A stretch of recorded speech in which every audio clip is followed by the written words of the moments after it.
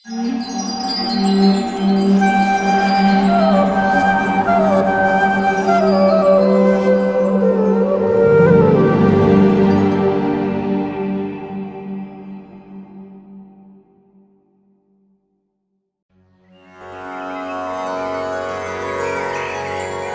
ब्रह्म संहिता।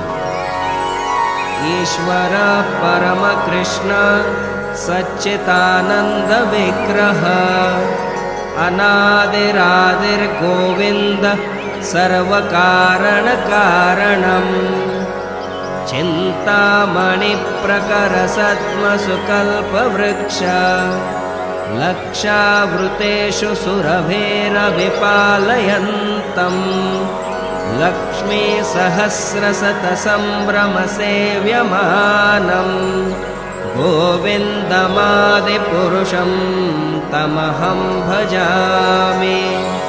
वेणुं कोणन्तमरविन्ददलायताक्षं बर्हार्वतं समसिताम्बुदसुन्दराङ्गम् कन्दर्पकोटिकमनीयविशेषशोभं गोविन्दमादिपुरुषं तमहं भजामि। आलोलचन्द्रकलसद्वनमाल्यवंशी रत्नाङ्गदं प्रणयकेलिकलाविलासं श्यामं त्रिभङ्गललितं नियतप्रकाशं गोविन्दमादिपुरुषं तमहं भजामि। अङ्गानि यस्य सकलेन्द्रियवृत्तिमन्ते पश्यन्ति पान्ति कलयन्ति चिरं जगन्ते आनन्दचिन्मयसदुज्ज्वलविग्रहस्य गोविन्दमादिपुरुषं तमहं भजामि। अद्वैतमच्युतमनादिमनन्तरूपम् आद्यं पुराणपुरुषं नवयौवनं च वेदेषु दुर्लभमदुर्लभमात्मभक्तो गोविन्दमादिपुरुषं तमहं भजामि।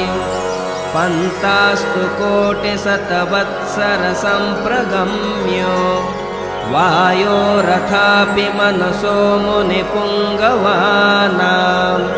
सोऽप्यस्ति यत्प्रपदसिन्व्यविचिन्ततत्त्वे गोविन्दमादिपुरुषं तमहं भजामि। एकोऽप्यसो रचयितुं जगदण्डकोटिं यच्चक्षिरस्ति जगदण्डचयायन्ताः अण्डान्तरस्थपरमाणुचयान्तरस्थं गोविन्दमादिपुरुषं तमहं भजामि। यद्भावभावितधियो मनुजास्तथैव सम्प्राप्य रूपमहिमासनयानभूषाः सुक्तिर्वमेव निगमप्रतिगैस्तुवन्ते गोविन्दमादिपुरुषं तमहं भजामि। आनन्दचिन्मयरसप्रतिभाविताभिस्ताभिर्य एव निजरूपतया कलाभिः गोलोक एव निवसत्यखिलात्मभूतो गोविन्दमादिपुरुषं तमहं भजामि। प्रेमाञ्जनच्चुरितभक्तिविलोचनेन सन्तः सदैव हृदयेषु विलोकयन्ति यं श्यामसुन्दरमचिन्त्य गुणस्वरूपं गोविन्दमादिपुरुषं तमहं भजामि। रामादिमूर्तिषु कलानियमेन तिष्ठन् नानावतारमकरोद्भुवनेषु किन्तु कृष्णः स्वयं समभवत् परमः पुमान्यो गोविन्दमादिपुरुषं तमहं भजामि यस्य प्रभा प्रभवतो जगदण्डकोटि कोटिष्वशेषवसुधादिविभूतिभिन्नं तद्ब्रह्मनिष्कलमनन्तमशेषभूतं गोविन्दमादिपुरुषं तमहं भजामि माया हि यस्य जगदण्डशतानि सूते त्रैगुण्यतद्विषयवेदवितायमाना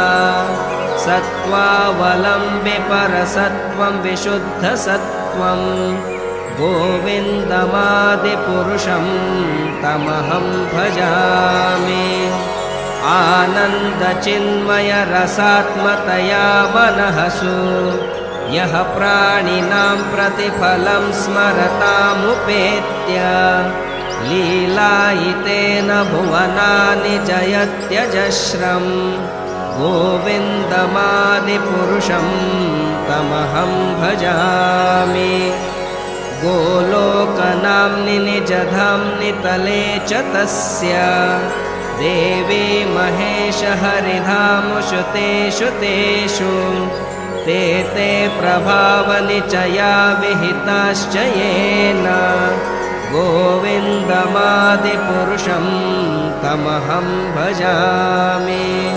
सृष्टिस्थितिप्रलयसाधनशक्तिरेका छायेव यस्य भुवनानि बिभर्ति दुर्गा इच्छानरूपमपि यस्य च चेष्टते सा गोविन्दमादिपुरुषं तमहं भजामि क्षीरं यथा दधिविकारविशेषयोगात् सञ्जायते न हि ततः पृथगस्ति हेतोः यः शम्भुतामपि तथा समुपैति कार्यात् गोविन्दमादिपुरुषं तमहं भजामि दीपाचिरेव हि दशान्तरमभ्युपेत्य दीपायते विवर्तुहेतुसमानधर्मा यस्ताग्रिगेव हि च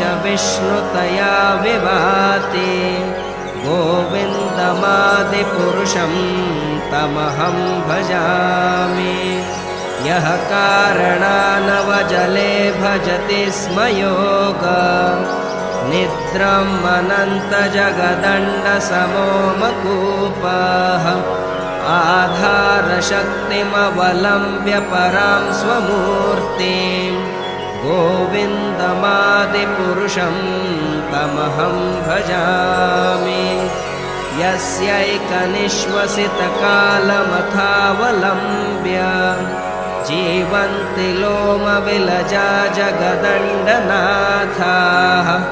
विष्णुर्महान् स हि हयस्य कलाविशेषो गोविन्दमादिपुरुषं तमहं भजामि भास्वान्यतात्मसकलेषु निजेषु तेजः स्वीयं क्रियत्प्रकटयत्रपि तत्त्वदत्र ब्रह्माय एष जगदण्डविधानकर्ता गोविन्दमादिपुरुषं तमहं भजामि यत्पादपल्लवयुगं विनिधाय कुम्भ द्वन्द्वे प्रणामसमये स गणाधिराजाः विघ्नान् विहन्तुमलमस्य जगत्त्रयस्य गोविन्दमादिपुरुषं तमहं भजामि अग्निर्मही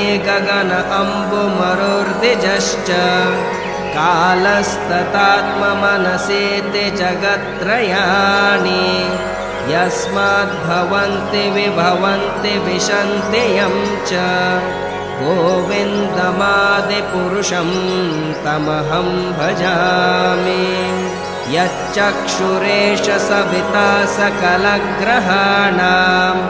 राजा समस्तसुरमूर्तिरशेषतेजाः यस्याज्ञया भ्रमति संवृतकालचक्रो गोविन्दमादिपुरुषं तमहं भजामि। धर्मोऽथ पापनिचयश्रुतयस्तपांसि ब्रह्माण्डिकेटपतगावहदश्च जीवाः यद्दत्तमात्र विभवप्रकटप्रभावा गोविन्दमादिपुरुषं तमहं भजामि। यस्मिन्द्रगोपमथवेन्द्रमहोस्वकर्म बन्धानरूपफलभाजनमातनोति कर्माणि निर्दहति किन्तु च भक्तिभाजां गोविन्दमादिपुरुषं तमहं भजामि। यं क्रोधकामसहजप्रणयादिभीति वात्सल्यमोहगुरुगौरवसेव्यभावैः सञ्चिन्त्य तस्य सदृशं तनुमापुरेते गोविन्दमादिपुरुषं तमहं भजामि। श्रियः कान्तः कान्तः परमपुरुषकल्पतरवो ध्रुमा भूमिश्चिन्तामणिगणमयी तोयममृतम् कथागानं नाट्यं गमनपि वंशे प्रियसखे चिदानन्दं ज्योतिः परमपि तदास्वादमपि च स यत्र क्षीराब्धे श्रवते सुरभिभ्यश्च सुमहान् निमेषाध्याप्यो वा व्रजते न हि यत्रापि समयः भजेष्वेतद्वीपं तमहमिह गोलोकमिति यं विदन्तस्ते सन्तक्षिते विरलचार कतिपये। श्री श्री ब्रह्म संहिता की जय।